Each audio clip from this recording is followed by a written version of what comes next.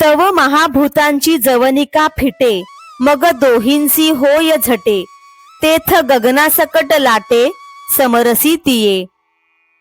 त्यावेळी पंच महाभूतांचा पडदा नाहीसा होतो आणि शिवशक्तीचे ऐक्य होते. त्या ऐक्यामध्ये मूर्धन्याकाशासह शक्तीचे रूप लोप पावते. पै मेघाचेनी मुखी निवडला, समुद्रुका वोघी पडिला, तो मागुता जैसा आला, आपण पेया.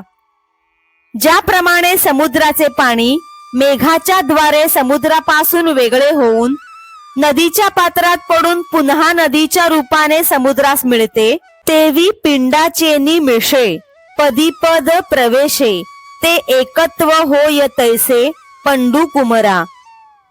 त्याप्रमाणे हे अर्जुना, शरीराच्या द्वारे जेव्हा शक्तिरूप त्यागून शिवच शिवात मिळते, ते एकत्व ही समुद्राच्या पाण्याप्रमाणे होय. आता दुजे हन होते की एकची हे आईते, ऐसिये विवंचने पुरते पुरे चिना. या अवस्थेमध्ये पूर्वी द्वैत होते का मुळातच अद्वैत होते असा विचार करण्यापुरतेही काही राहत नाही. गगनी गगन लया जाये, ऐसे जे काही आहे ते अनुभवे जो होये, तो होऊनी ठाके.